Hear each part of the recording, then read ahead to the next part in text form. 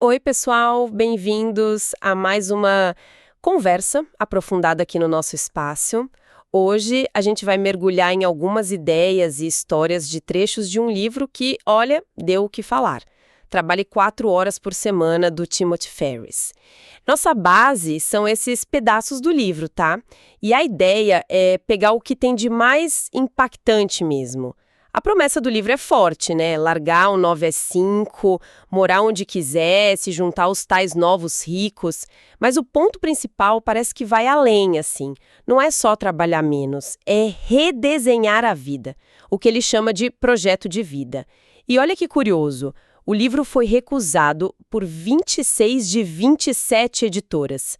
Foi escrito para amigos, sabe, com problemas reais e virou esse fenômeno. Acho que tocou num ponto sensível de muita gente. A primeira é de um professor que eu tinha, que falava o seguinte: as palavras não são impunes. Elas advogam a seu favor ou contra. Exatamente. E a história do próprio Ferriss dá uma credibilidade interessante, né? Ele mesmo conta como saiu de um esgotamento, tipo 14 horas de trabalho por dia para ganhar $40.000 no ano, para uma realidade de 4 horas por semana faturando 40 mil por mês. Uma virada em tanto. E o ponto nem era só o dinheiro, mas a vida que ele podia ter, sabe? Tipo, ir aprender tango em Buenos Aires, sem precisar ser milionário no sentido clássico. Ele fala que não foi mágica, foi teste, experimentar coisas diferentes e que tem uma receita, digamos assim, que dá para adaptar. Certo, então vamos tentar entender essa receita. Começando pelo básico. Quem são esses novos ricos, os NR, e o que é esse tal de projeto de vida? Pelo que eu li nos trechos, NR não tem a ver só com grana, né? É mais sobre liberdade, de tempo e de lugar. Perfeito. Como Ferriss mesmo diz, eles abandonam os planos de uma vida adiada Aham. e criam estilos de vida luxuosos no presente. O projeto de vida é justamente isso. As estratégias, a filosofia para chegar lá. É a arte e a ciência de ter mais controle, sabe? Gostei dessa ideia de luxo no presente. E ele parece levar a sério essa separação vida-trabalho, até naquela história meio maluca, né, que ele dizia que era traficante quando perguntavam o que ele fazia. Pois é. Era para chocar, né? Para mostrar o quanto ele queria separar a identidade dele do trabalho. E isso, assim, leva direto para a moeda de troca dos novos ricos, que não é dinheiro. Não é dinheiro, então é o quê? É tempo e mobilidade. Liberdade. Ele fala do multiplicador de liberdades.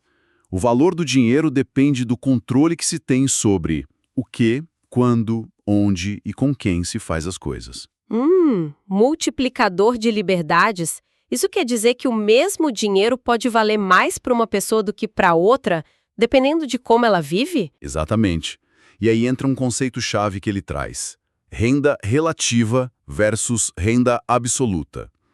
Renda absoluta é o valor total que entra, né? O salário bruto, digamos. Já a renda relativa é o quanto se ganha por hora trabalhada. Renda relativa. Tá, acho que preciso de um exemplo para entender melhor isso. Como funciona na prática. Claro. Imagina assim: o John trabalha 10 horas por semana e ganha $100 por hora. Dá $1.000. O James trabalha 40 horas por semana, ganhando 25 por hora. Também dá $1.000. Ok, os dois ganham a mesma coisa no final de semana. Renda absoluta igual. Exato. Mas, relativamente falando, o John é 4 vezes mais rico, porque ele precisa de muito menos tempo para ganhar o mesmo, assumindo que $1.000 sejam suficientes para ambos, né? Essa conta que importa para o NRE. Entendi. Então, o argumento não é só ser eficiente. É questionar a ideia de precisar juntar milhões para se aposentar lá na frente. A ideia é que com essa renda relativa alta e liberdade, dá para viver um estilo de vida tipo milionário, só que agora. Exatamente. Captura essência. Renda relativa alta, mais a liberdade de escolher onde morar, talvez num lugar mais barato ou melhor, e quando trabalhar. Isso faz cada real, cada dólar, render muito mais em termos de experiência de vida. Ele até sugere que pode multiplicar o valor percebido do dinheiro de 3 a 10 vezes.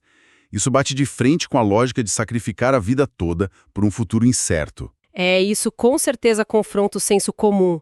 principalmente a ideia da aposentadoria como o grande objetivo, né? O Ferris parece ver isso quase como, sei lá, um plano B, um seguro para o pior cenário. Sim.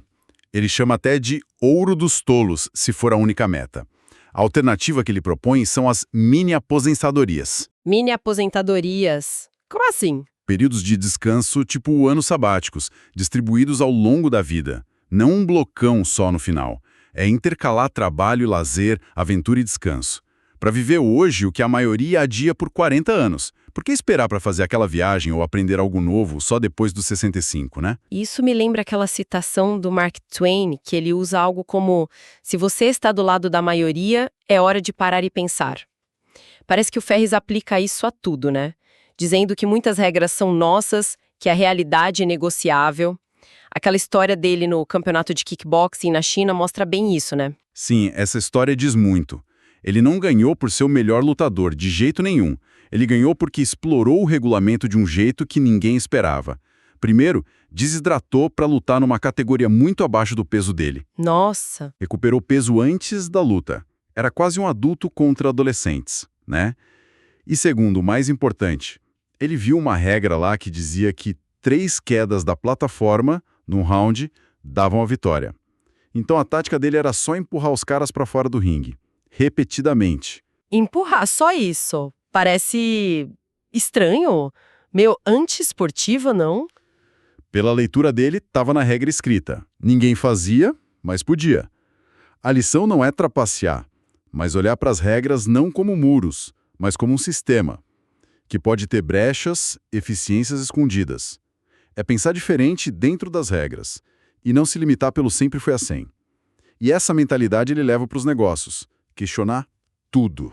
Ok, essa ideia de questionar e buscar atalhos, digamos assim, parece ser a base para o método prático dele, o DEAL. Pelos trechos, acho que é definição, eliminação, automação e liberação, né? Mas o foco maior parece ser eliminação e automação, né? Exato. O método completo é DEAL. Definição é sobre metas, medos, a gente fala mais disso depois. Liberação é viver a liberdade, trabalho remoto, as mini-aposentadorias. Mas sim, os trechos dão muita ênfase na eliminação o E e na automação o A. São as ferramentas táticas para liberar tempo. E a eliminação vem primeiro. Antes de otimizar qualquer coisa, tem que cortar o inútil. E como fazer essa eliminação?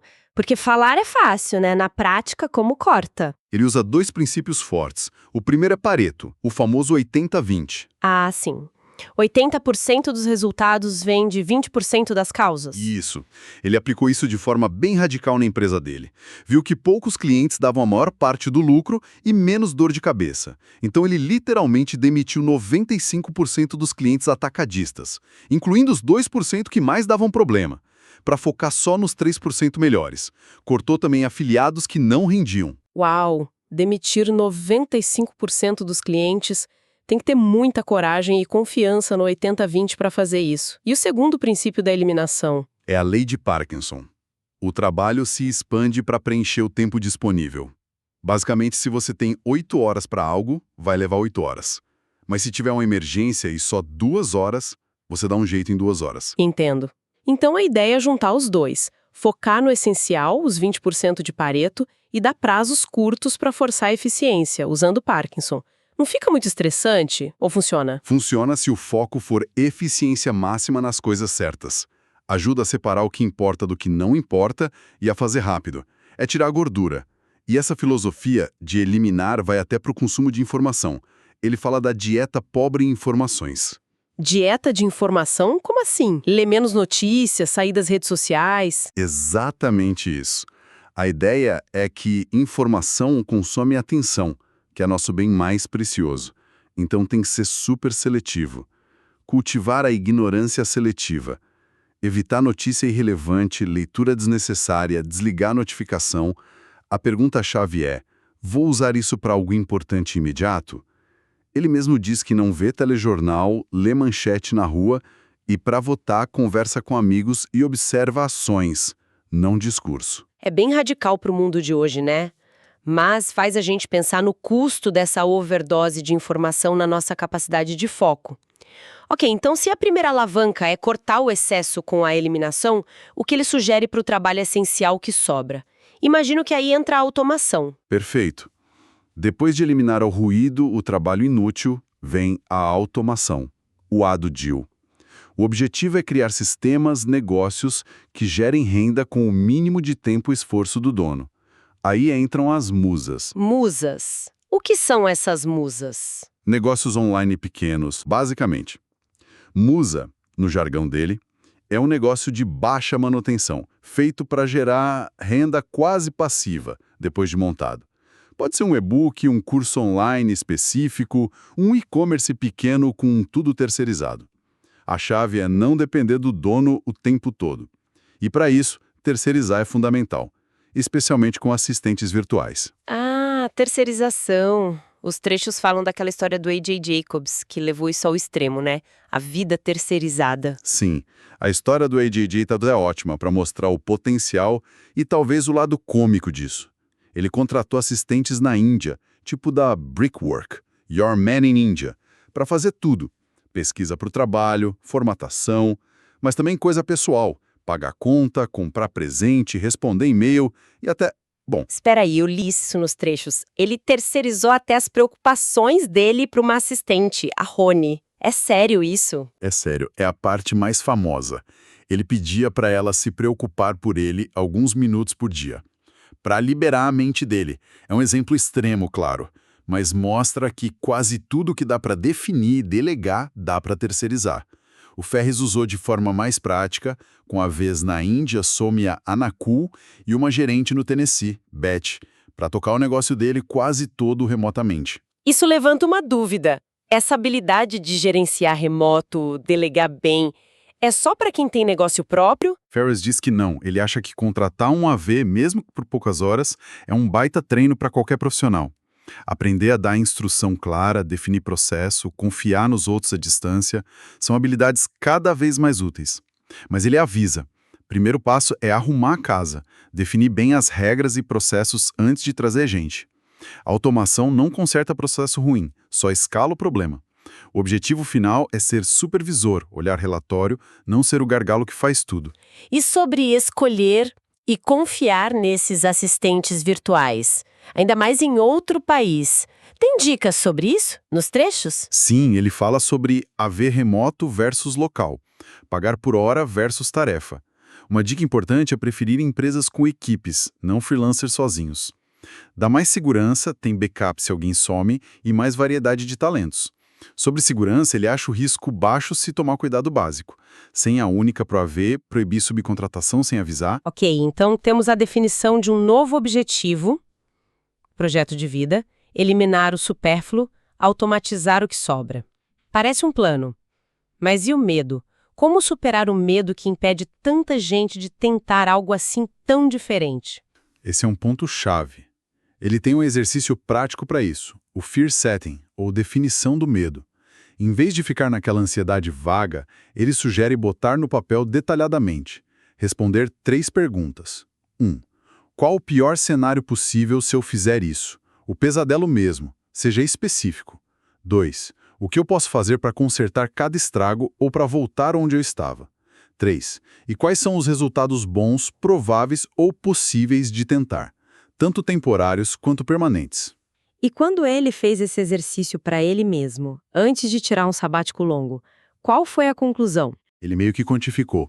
O impacto do pior cenário perder grana, ficar com um buraco no currículo, ele achou que seria um 3 ou 4, de 1 a 10.